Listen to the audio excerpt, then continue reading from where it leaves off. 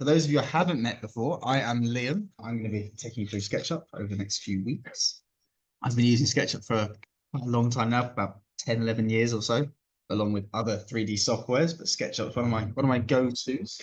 I've done building design, interiors, landscaping, venue design, stage design, products, and everything in between. So SketchUp's a very versatile piece of kit. Good thing to learn. And luckily, it's quite easy to get stuck into. You can do something very, very quickly.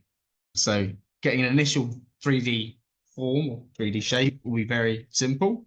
And then getting something complex, the learning curve shoots up quite quickly.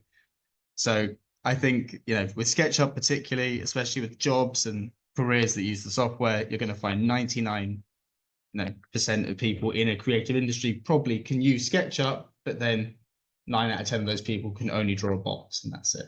So, a lot of people say they can do 3D modeling, but that stops at anything past a very simple shape. And I'm not expecting any prior knowledge of the software. Obviously, if you have used it, it's beneficial.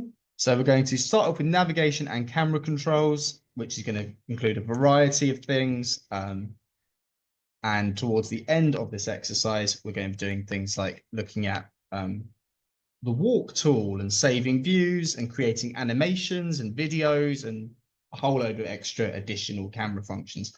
So starting off basically navigating and maneuvering around a 3D space efficiently.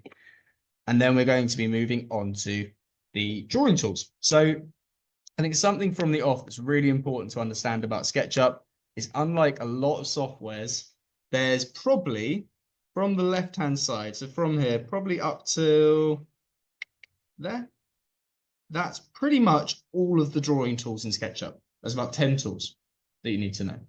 So you're doing an awful lot with a very small, concise tool set. And that means a couple of things. That firstly means you really have to understand the ins and outs of how these work, because you've only got these to play with. So you really need to know everything that can be utilized and achieved with them.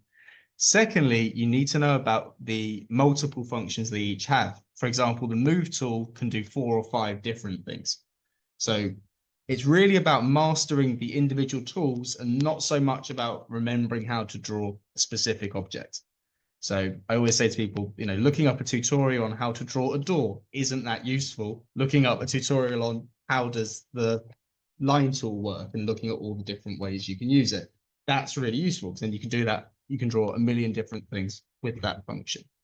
So the way we're going to address this and start this off is basically by looking at these tools in isolation and doing mini tasks, kind of getting you comfortable with how each of these functions works. So a roller mouse is very, very useful indeed for any design software, but SketchUp in particular. So highly recommend using one.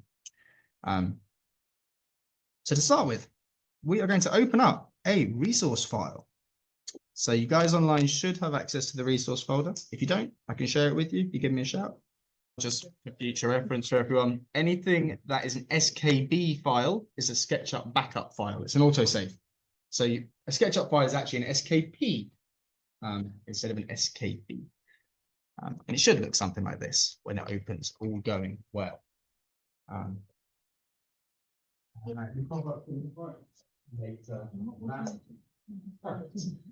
don't worry if your screen looks nothing like mine. We'll sort that out in a minute. People might have different tools and things open at the moment, but we will sort that out momentarily. So just so people get this open, basically we've got a cul-de-sac street here. Really simple little drawing, nothing impressive, just in copy and pasted houses that I drew up. But it gives us a nice chance to look at cameras and perspective and things like that. So the first thing we're going to need to make sure is that we all have the same tools active. And some people may not. You might have lots of different things on your toolbars at the top. So there are 2 ways of doing this. If you are on a Windows, you just right click on your toolbar and you get a list. So if you right click anywhere on that top bar on your screen, you'll get a whole list of tools. If you usually use a Mac, or you are using a Mac today, then you go to View and Customize toolbar at the bottom, and it will do the same thing. So Windows, right click the toolbar. On a Mac, go to View and Customize toolbar. But you will have the same tools.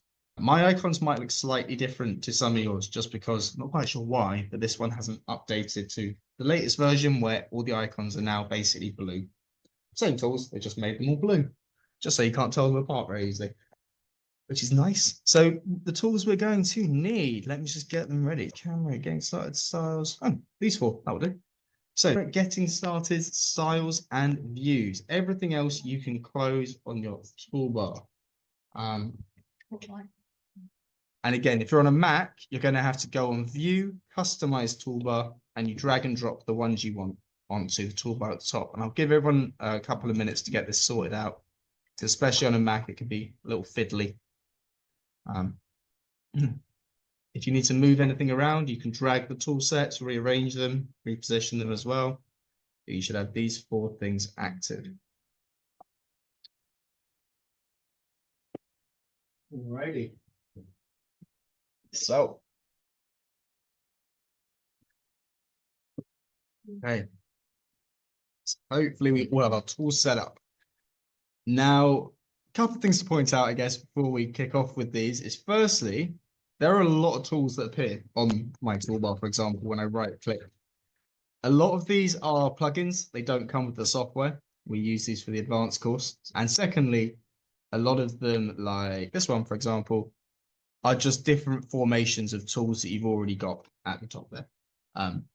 So the point I'm making is that everything you've got here is, 90%, 95% of the tools in the software. This is the vast majority that you're looking at here. So just because there is a lot in this toolbar, you're not missing out. And secondly, this default tray. So this is something you won't see on a Mac. You won't have this default tray. Now, whenever we do use something from it, and I will make a point of it, then to open it, so to open, let's say, materials, for example, instead of going on this tray, you would go to Window, and then there'll be a materials option. So anything on a Mac that you want to open from the default tray, you open under the Window tab at the top. All the same options, tools, but they're under the Window tab, basically, is the idea. And again, I'll point it out when we need it. Apart from that, software is fairly similar. The layout of the software, they've made this as accessible as possible. Your creation and modified tools are obviously at the top. Your default tray is your settings and options, things like layers, materials, save views, shadows, things like that. Settings and options are your default tray. And then your bottom right corner, you should have a measurements box. Now, anything you enter, whether it's an angle, a measurement, whatever it might be, will always come up in that one box. That is where all of the units are located. So therefore, anything you type, you don't have to click on it or do anything. It will always appear in that box at the bottom.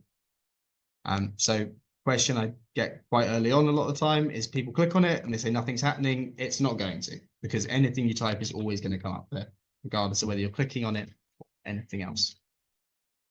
That's the same on a Mac, is it? Same on a Mac. So yeah, the only real differences between Mac and Windows generally are default tray location and the shortcuts. Anything that is control on a Windows is normally option on a Mac. That's pretty much it. And again, I'll point out any differences as we go. So we have our little cul-de-sac street here. Now, cameras. First thing we need to note about cameras, there are some little house symbols at the top. They are your standard views, they are called. And these are how you switch between different views of the model you are drawing. If you're used to, AutoCAD and things like that, you would think of these as elevations. This is how you look at the different angles of your model. You can also access them under camera and standard views, but it's quicker just to click on these house symbols. But either way, we'll open these up. And these are obviously very useful for presenting a document, but they're equally useful for drawing. If you're designing, let's say, a cabinet, you probably want to draw it from the front because that makes more sense than designing it from the top. So, depending on what you're designing it in the correct view is going to be important. And I'm going to be talking about these a lot. So when we do a drawing exercise, I'll probably say switch to top view, and I'm talking about these house symbols, for example. There aren't any shortcuts by default attached to these. unless they've changed it on the most recent version. I don't think they have. However, you can change any shortcuts you would like under Window and Preferences. There is this shortcut menu. Please try and avoid doing it on the studio computers because that will get really confusing. But if you would like to do that at home, there is a shortcuts menu under the Preferences, which is under Windows. So Window Preferences has the Sketchup options, and you can change the shortcuts for anything you like. There isn't actually too much you need to change on the options on SketchUp. Anything we come across, I will mention as we go, but you're pretty much good to go straight out of the box. So your standard views, like we said, are at the top. Now, if I go to, let's say top view, for example, right? This is technically looking down from the top. So it is an aerial view, but it's not really what you'd expect to see if you're looking at the plan of this street. So if the first thing about SketchUp cameras is to use standard views, then the second most important information is that you have two types of camera you're going to be using, and those are under camera.